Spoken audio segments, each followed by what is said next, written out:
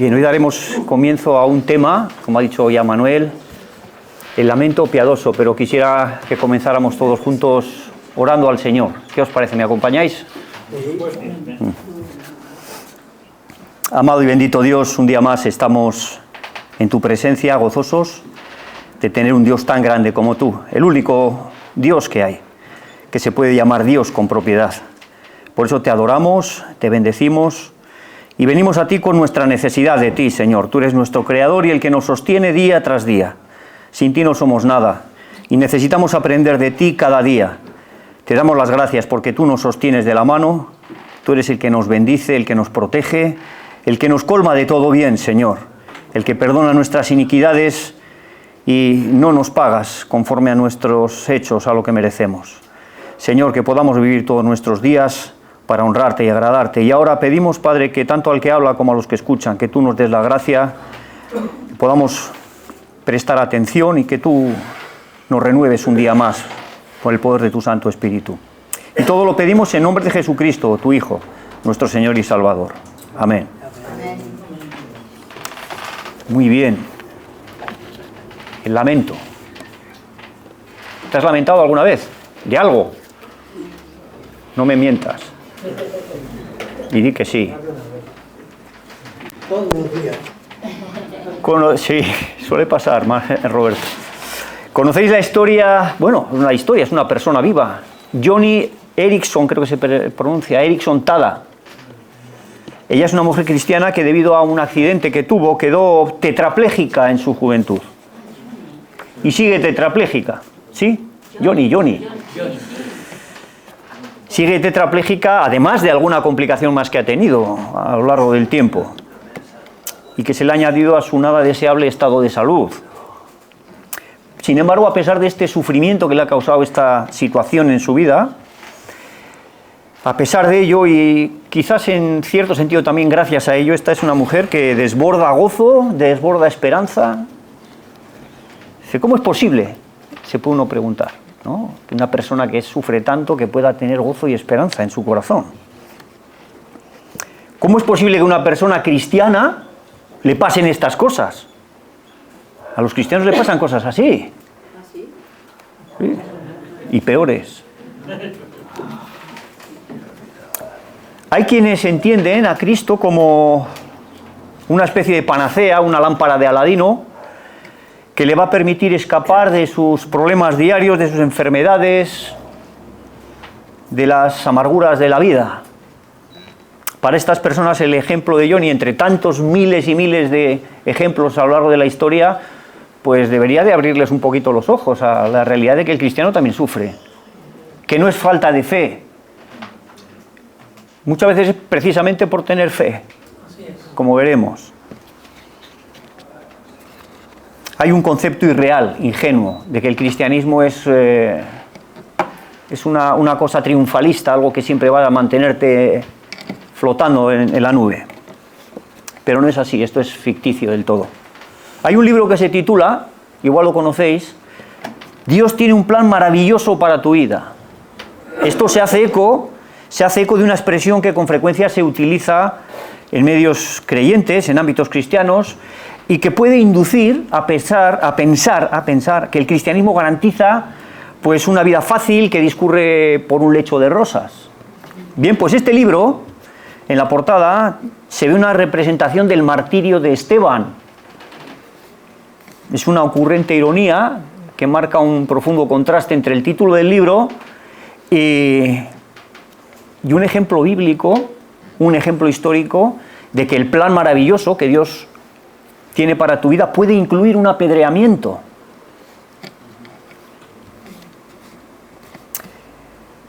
Pero aún con todo decimos que el plan de Dios es maravilloso, porque lo es, pero hay que matizarlo para no hacerse falsas conclusiones, hay que detallarlo para no llegar a conclusiones equivocadas y confiar en cosas que Dios no nos ha prometido y hacerse falsas esperanzas. El verdadero cristianismo, hermanos, incluye aflicción, aunque algunos digan que es falta de fe, que tú tienes que estar teniendo todo lo mejor que hay. Joseph sabe algo de esto, ¿verdad? Que lo ha vivido, ¿verdad? Además tenemos promesa del Señor Jesús que garantiza Hay promesa del Señor. En el mundo tendréis aflicción. Solemos mencionar otras promesas. Esta no nos gusta tanto. Pero mirad, esta promesa viene en el versículo, viene acolchada por otras dos promesas. Fijaros lo que dice. Os he dicho estas cosas para que en mí tengáis paz. Les ha dicho a los discípulos una serie de cosas para que en mí tengáis paz. En el mundo tendréis aflicción. Pero confía, yo he vencido al mundo. Viene acolchadita para que la podamos sobrellevar. Tendremos paz y tendremos victoria en nuestro Señor, en medio de las dificultades, ¿verdad? Y esto es un poderoso estímulo para que podamos afrontar, confiados en nuestro Señor, victorioso, la desagradable noticia de que vamos a tener aflicción. Y una aflicción que a veces suele ser proporcional al grado de entrega que tengas por la causa. Cuanto mayor sea tu compromiso en la causa del Señor, es probable que tu aflicción también sea mayor. Hay que decirlo todo. Tenemos que recordar que el cristianismo se posiciona frontalmente contra Satanás, contra sus principios. Y esto de por sí ya es una fuente de dolor, de aflicción muy grande. No la única, pero sí muy grande. En todo caso, el lamento viene como consecuencia de la aflicción sufrida en medio de circunstancias dolorosas. El lamento y la aflicción vienen siempre de la mano. Y esto afecta tanto a creyentes como a incrédulos. Esto es para todos. Aquí no hay distinción, aquí nadie escapa. En este mundo todo el mundo sufre. Y el lamento es esa expresión por medio de palabras, por medio de sonidos, de gemidos, de esa aflicción que se siente, ya sea un dolor físico, que sea producto, por ejemplo, de una enfermedad, sea producto de un accidente, de una agresión, o se trate de un dolor de índole moral, o una combinación de ambas, ¿no? Por ejemplo, se sufre con la pérdida de un ser querido, el fallecimiento de una persona amada produce aflicción. Hay palabras hirientes que, como dice Proverbios, son como golpes de espada. Hay hombres cuyas palabras son como golpes de espada. Mira, un golpe de espada tiene que doler. Pues hay palabras que duelen mucho. No te han hecho una herida física, pero en tu interior sufres mucho por unas palabras hirientes. Se sufre por el ostracismo, el rechazo que te pueden causar. Se sufre como consecuencia de una mala decisión que has tomado. Ay, ¿por qué me dedicaría yo a fumar? Ahora tengo los pulmones hechos... En fin, hay una amplia variedad de causas que producen las aflicciones que nos llevan a lamentarnos. Y tanto la intensidad como la duración de dichas aflicciones varían desde lo más leve hasta lo más grave, y en el tiempo pues pueden durar unos momentos o puede durarte toda una vida, como esta hermana Johnny, ¿verdad? Y nuestro propósito con este estudio introductorio y otros que Dios mediante han de venir, pues siendo conscientes de que el lamento es una experiencia frecuente y poco abordada, pues es meditar sobre este asunto a fin de encontrar formas constructivas que nos ayuden a manejar esta cuestión, pues eso, de una manera constructiva, que nos ayude, ¿verdad? Y tanto más cuando en determinados círculos cristianos, como he dicho, ¿no? Parece que se ha hecho común adoptar una postura triunfalista en relación con el cristianismo, ¿no? Como antes comentaba, que tiende a minimizar a veces a la realidad del sufrimiento, que evita afrontar este tema, que es controvertido a veces, que es incómodo, y que cuando se afronta a veces pues es a menudo de una manera superficial, ofreciendo soluciones fáciles. Bueno, mira, el Señor ya sabe lo que te pasa, y la persona queda como está. O bueno, no te preocupes, esto seguro que se pasa pronto, igual no se pasa nunca, en fin, nos lo quitamos de encima, ¿verdad? A veces resulta incómodo este tema. Es como si en ciertas comunidades hubiera una especie de pacto de silencio sobre esto, donde expresar abiertamente el dolor que se siente, pues no fuera esa actitud positiva que se espera del cristiano, que siempre tiene que estar por encima de las dificultades y venciendo toda circunstancia, ¿no? Este enfoque positivista, como digo, pues nos priva de una íntima identificación que nos lleva a llorar con los que lloran, que nos lleva a sobrellevar las cargas los unos de los otros, nos priva de estas cosas que son una bendición para todos. Nos priva de hacer comunes y propias las aflicciones de nuestros hermanos para interceder juntos al Señor intensamente en un frente común. Nadie puede mantener una sonrisa permanente en la boca sin inmutarse en medio de las amarguras que hay en la vida, que son dolorosas, que son duras. Nadie puede hacer esto. Eso sería una actitud falsa y real. Hermanos, a veces duele mucho, mucho. Había cogido el ejemplo de Job y del Salmo 73. A Job le he puesto en cuanto a Job el lamento por un sufrimiento inexplicable. Job se lamentaba en medio de su gran sufrimiento diciendo: ¿es mi fuerza la de las piedras? ¿O es mi carne de bronce? ¿No es así que ni aún a mí mismo me puedo valer y que todo auxilio me ha faltado? 6, 12 y 13 de Job. Indudablemente que el caso de Job es un caso excepcional, ¿verdad? Pero es que no hay que esperar a alcanzar este nivel de aflicción para admitir que lo estamos pasando mal, ¿no? Me parece obvio que estamos todos de acuerdo en que todo no va siempre sobre ruedas, ¿no? ¿Chisco? Sí. A veces parece que va sobre ruedas pero cuadradas. Por un lado, no se puede vivir llorando por cualquier insignificancia, y esto habría que matizarlo porque lo que para uno parece una nimiedad, para otro es un drama. Pero no podemos quejarnos todo el día, pero tampoco podemos aguantar con una sonrisa forzada situaciones que el dolor que plantean son un dolor muy intenso, que no vale decir nada, todo está bien, cuando estás con un problema que te está machacando, ¿no? Tampoco es prudente airear ciertos asuntos, pues, que son delicados y que si se percibe que puede provocar más problema que bien, pues quizás haya que buscar una ayuda un poquito más especializada donde la pueden dar, ¿no? O sea, puedes implicar a terceros o cosas, pues hay asuntos delicados también para tratar. Pero en todo caso, hermanos, recurrir al lamento es la forma, la manera en que nuestro dolor encuentra el cauce adecuado para tratar con él. Reprimir el lamento puede derivar en autoconmiseración. Yo no me merezco esto. ¿Y qué pasa? Pues puede provocar amargura, resentimientos contra Dios mismo, por pensar que Dios me está tratando injustamente. Reprimirlo. Cuando más necesitamos clamar a Dios es muchas veces cuando más nos callamos. Hacemos al revés. Y debemos acudir a Dios, ¿verdad? El lamento abre precisamente una vía de comunicación, en primer lugar y principalmente con Dios. Ante Él podemos y debemos expresar nuestro dolor, nuestra perplejidad, sin ocultarle nada, lo sabe todo y nos ama. Nuestra angustia y toda aflicción del tipo que sea. Se ha mencionado esta mañana, ¿está alguno entre vosotros afligido? Que ore. ¿Está alguno alegre? Que cante alabanzas. Eso nos dice Santiago 5:13. ¿Estás afligido? Pues habla con el Señor, dile: Señor, mira, esto me duele. Ayúdame a entender lo que veas tú que tienes que expresar delante del Señor. Además nos dice Santiago, él nos ha dicho 2 versículos más atrás, lo que ha dicho también Manuel. No va a ser en vano hacer esto. No va a ser en vano. Por dolorosa que sea la situación, aunque se prolongue en el tiempo, tenemos la esperanza de que finalmente Dios va a ser favorable a nosotros.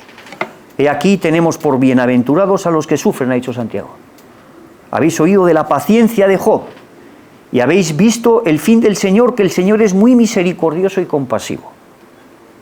Y tal vez una de las cosas que mayor sufrimiento nos causa, mayor frustración nos causa, es no encontrar sentido a las aflicciones. ¿Por qué estoy sufriendo? ¿Esto para qué? ¿No? ¿De qué sirve? Estas son preguntas que surgen cuando no hay explicación para las desgracias que sufrimos o que vemos que sufren otras personas. El sufrimiento socava los ánimos. El sufrimiento es desalentador, incita al abandono de uno mismo, a que todo nos dé igual, porque si no tiene sentido mi aflicción, pues ¿para qué sigo luchando? Tiro la toalla y hago lo que me venga en gana. Pero cuando tenemos la sólida esperanza de que detrás de todo está, aunque no lo podamos ver, está la mano todopoderosa del Señor, sujetándolo todo bajo su control, que detrás de nuestro sufrimiento hay un propósito. Esto sirve para algo. Aunque no lo entiendas, sirve para algo en las manos de Dios. Y que finalmente el Señor va a hacer, conforme a su grandeza y a su amor, que Él es muy misericordioso y compasivo, pues entonces, aunque el dolor no desaparezca, aunque todo siga igual por tiempo indefinido, pues esa situación que nos perturba, que no podemos controlar, que no podemos evitar ni comprender, se hace más llevadera y se hace más esperanzada para los que saben que Dios es fiel a sus promesas. Amén. El problema del sufrimiento no tiene una explicación fácil. No penséis que vamos a dar la solución a todo aquí. No, es imposible. Podemos llegar a ciertas conclusiones que son válidas, que son provechosas, pero no siempre encontramos una respuesta a todos los interrogantes que plantea el sufrimiento. Sencillamente Dios se digna en dar explicaciones cuando entiende que se deben dar. Pero hay veces que se reserva el derecho y no dice nada. Y parece que el cielo se vuelve de bronce, como dice la Escritura.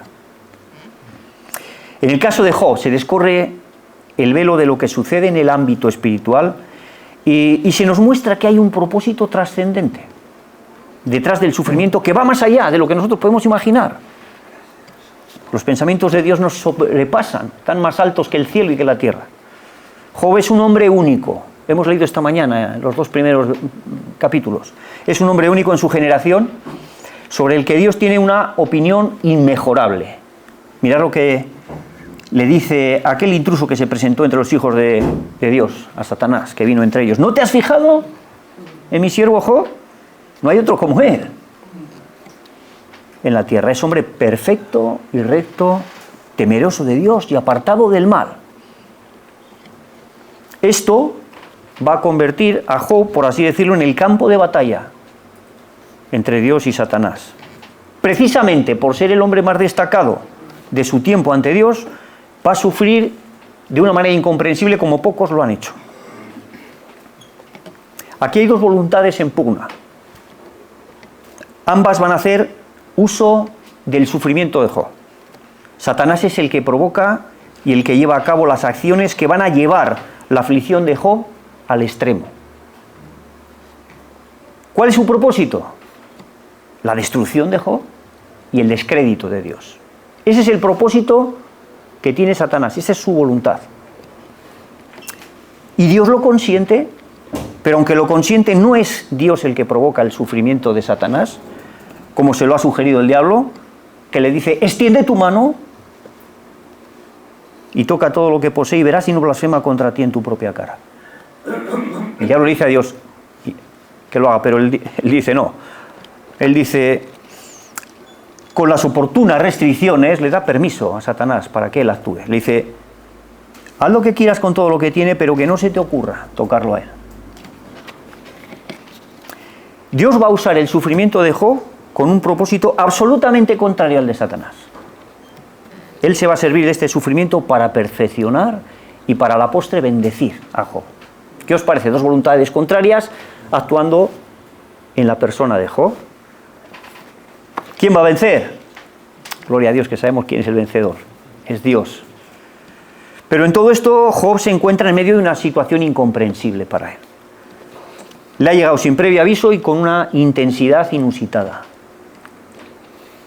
Y por eso es un tema tan espinoso, porque en muchas ocasiones es el obstáculo, es el argumento que se esgrime en contra de Dios, quien por ser todopoderoso, él podía evitar el sufrimiento, pero no lo hace. Es más, se le atribuye a Dios indiferencia, se le atribuye hasta crueldad, se le atribuye injusticia, por lo que se percibe como una mala administración por su parte. Al permitir que sucedan ciertos acontecimientos calamitosos o permitir que sufran personas piadosas, mientras los impíos se salen con la suya y nadie les pone freno. Sin embargo, cuando por la misericordia de Dios se nos permite comprobar a la luz de su excelencia, de sus perfecciones, el grado de distorsión que hay en nuestra comprensión de las cosas, quedamos perplejos y quedamos avergonzados de los juicios apresurados que hacemos a causa de nuestra ignorancia. Vemos esto claramente expresado en palabras del mismo Job, ya cuando finalmente Dios ilumina su entendimiento.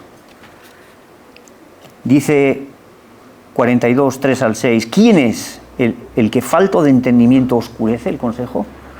Así hablaba yo y nada entendía, se lamentaba Job. Eran cosas demasiado maravillosas para mí, que yo no comprendía. Ahora se dirige a Dios y le dice, escucha, te ruego y hablaré. Te preguntaré y tú me enseñarás. De oídas te conocía, pero ahora mis ojos te ven. Por eso me retracto de lo dicho y me humillo hasta el polvo y las cenizas. ¿Cómo cambia las cosas, la situación, cuando el Señor abre el entendimiento? En el Salmo 73 vemos también a un hombre que saca unas conclusiones precipitadas. Él está atribulado y saca conclusiones precipitadas. En palabras del autor de este Salmo, vemos que es un caso similar al de Job.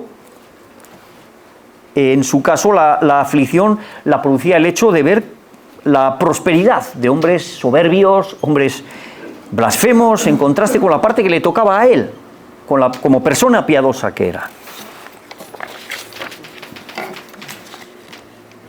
Dice de los versículos del 13 al 19, viendo estas cosas, viendo cómo prosperaban los impíos, dice, verdaderamente en vano he limpiado mi corazón y he lavado mis manos en inocencia, pues he sido azotado todo el día y castigado todas las mañanas.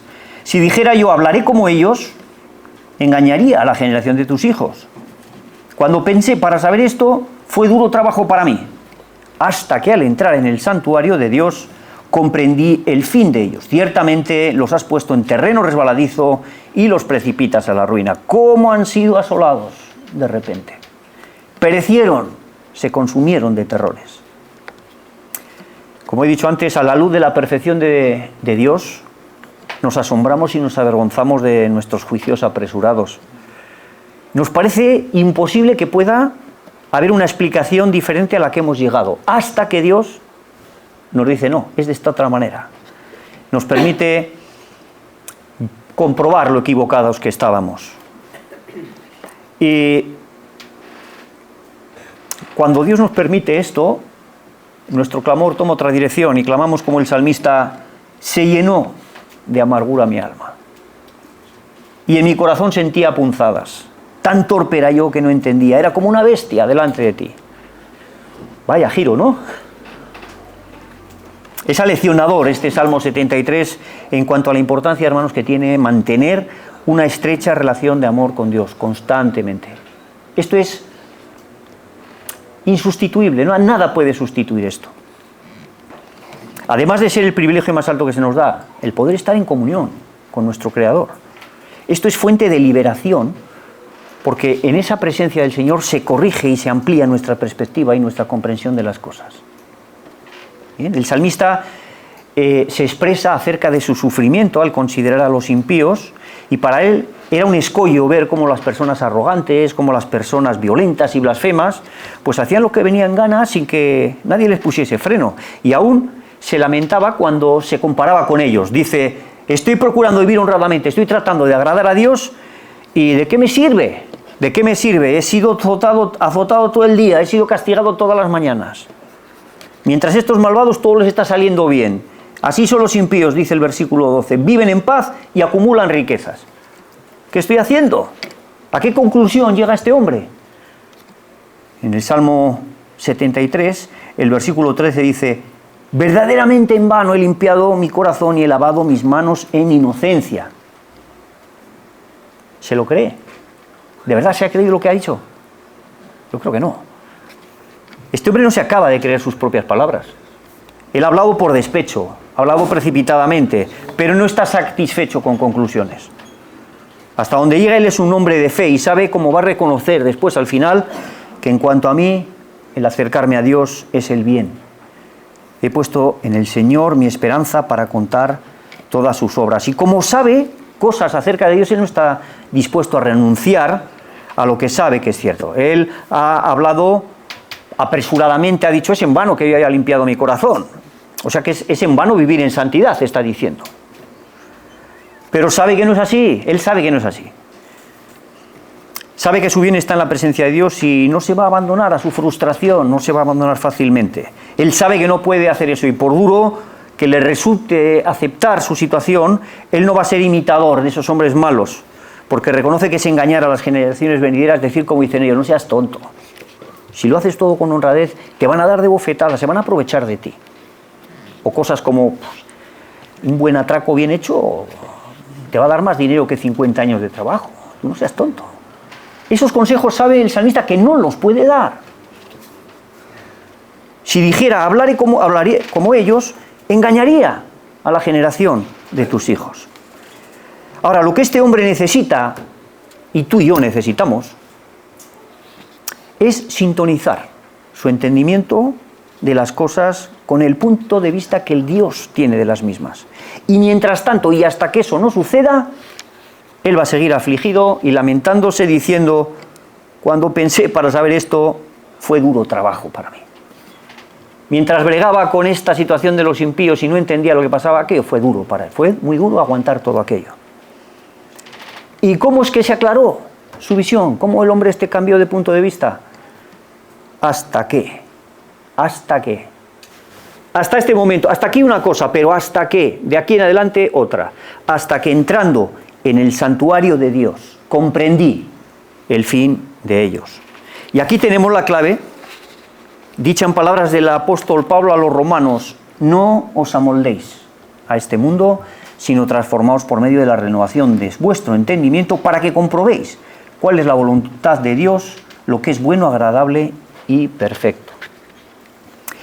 Cuando tú y yo, de manera deliberada y constante, invertimos tiempo en la comunión con Dios, en la oración, meditando en su palabra, nuestro entendimiento de las cosas se va renovando, se va sintonizando con la visión que Dios tiene.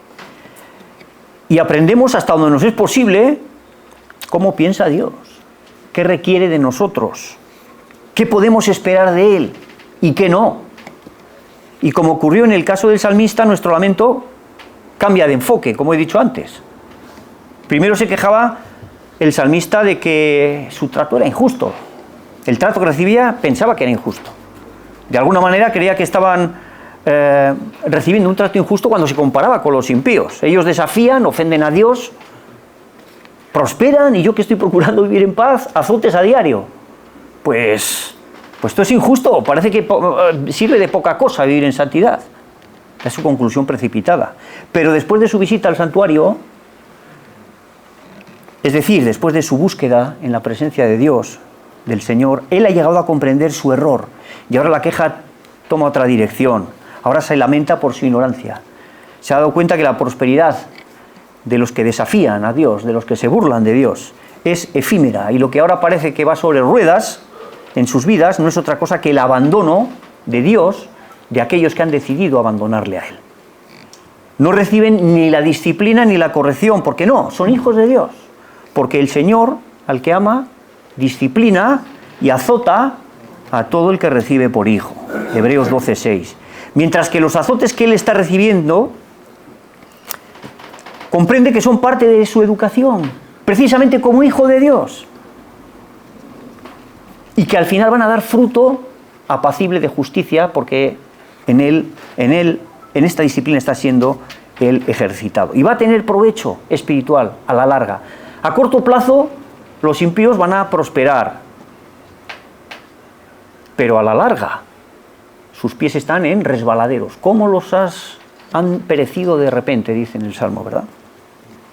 Y aquí tenemos una importante lección de que la visión y el discernimiento espiritual, ese que se adquiere de manera progresiva y constante, no de un día para siempre, bien, en una comunión íntima y perseverante con el Señor, esto es indispensable y es insustituible. Y esto cambia nuestro punto de vista de las cosas y trae liberación, porque el conocimiento de la verdad, como dice el Señor, el conocimiento de la verdad os hará libres, ¿verdad? Se sufren muchas aflicciones, queridos hermanos, por falta de conocimiento, que bien podían ser evitadas o podían ser suavizadas por ese conocimiento que se adquiere en la presencia de Dios, y no hay otra manera. Afortunadamente para el salmista fue en su comunión con Dios cuando llegó a comprender cuál era el destino de aquellas personas a las que llegó a tener envidia en su ignorancia. Su nueva comprensión del asunto le liberó de la frustración que tenía y además le hizo ver lo afortunado que era de estar con Dios. Ahora se podía ver privilegiado por lo que llama esos azotes diarios que recibía, sabiendo que Dios no aflige voluntariamente a los hijos de los hombres. Antes, si aflige, también se compadece, según la multitud de sus misericordias, porque no aflige ni entristece voluntariamente a los hijos de los hombres. Lamentaciones 3, 32 y 33.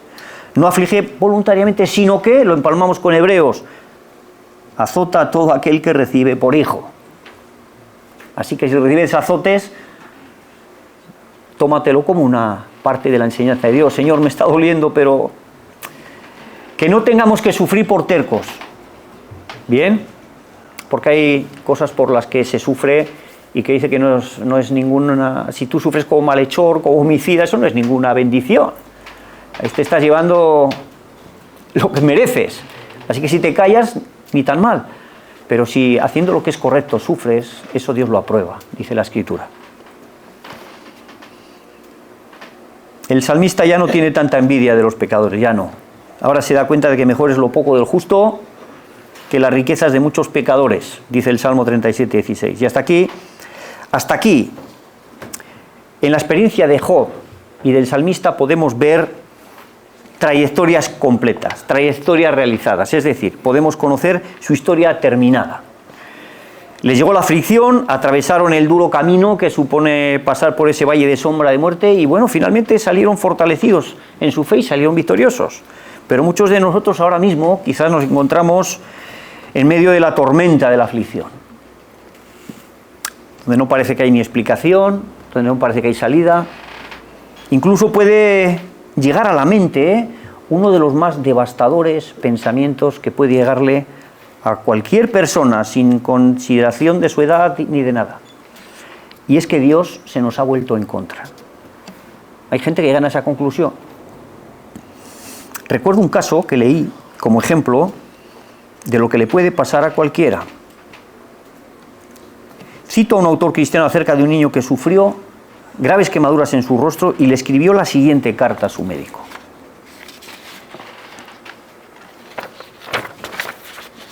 Estimado doctor Garner, una persona grande, la persona grande era un chico de unos 13 años, una persona grande me llamó Tortuga. Yo sé que me llamó así por motivo de mi cirugía plástica. Y creo que Dios me odia debido a mi labio. Y que cuando me muera probablemente me mandará al infierno. Le quiere Cristóbal. ¿Qué os parece esta carta de un niño? Terrible. A la única conclusión que había llegado a causa de su situación es que Dios le odiaba. Y que encima lo iba a mandar al infierno. Y hay personas que se piensan que Dios se ha vuelto contra ellas, que les ha abandonado cuando Dios ha dicho no te desampararé ni te dejaré. Pasa a los cristianos, que a veces dicen, no, Dios me ha desamparado. Dios es imposible que mienta. ¿Con qué nos quedamos entonces? ¿Qué hacemos ante una situación así? Hacemos como... Nos cerramos a Dios y seguimos el consejo que le dio la mujer de Job a él. Maldice a Dios ya de una vez y muérete. Mira lo que te está pasando. Esto es incomprensible. O nos quedamos con la respuesta de Job. Tú eres una mujer insensata, has respondido con toda insensatez. Vamos a recibir lo bueno y las bendiciones, pero no vamos a recibir estas tribulaciones. Y en todo esto no pecó Job con su boca. O como el rey David, ¿os acordáis? Ellos salieron a la guerra y mientras estaban en la guerra llegaron los enemigos, saquearon el campamento, se llevaron todo lo que tenía, sus mujeres, sus hijos. Y David se angustió mucho porque el pueblo hablaba de apedrearlo. Pues todo el pueblo estaba en amargura de alma, cada uno por sus hijos y por sus hijas. Mas David se fortaleció en Jehová el Señor. ¿Qué vamos a hacer? ¿Como Job y David o como la mujer de Job? Venga, lo abandonamos todo. Dios ya me ha dejado, ya que voy a... No me sirve. Vamos a seguir como Job y como David. Y como los millares que han seguido a tientas por el valle de confusión y de la amargura, pero tomados de la mano por la fe, de la mano todopoderosa e invisible de Dios. Por lo demás, hermanos míos, fortaleceos en el Señor y en el poder de su fuerza. Vestíos de toda la armadura de Dios para que podáis estar firmes contra las asechanzas del diablo. Entre la aflicción y la promesa de liberación tenemos el recurso del lamento. Vemos que a lo largo de la historia los hijos de Dios han hecho uso de este recurso y han salido victoriosos. Ellos han desoído las insinuaciones del diablo que han venido con todo su rigor, con toda su fuerza y crueldad. Dios me odia por mi labio, decía ese pobre niño. Pero no han hecho caso. Han persistido en clamar a Dios cuando sus esperanzas parecían nulas. Y han resuelto como resolvió Job en decir a Dios: he aquí, aunque Él me mate, yo voy a seguir confiando en Él.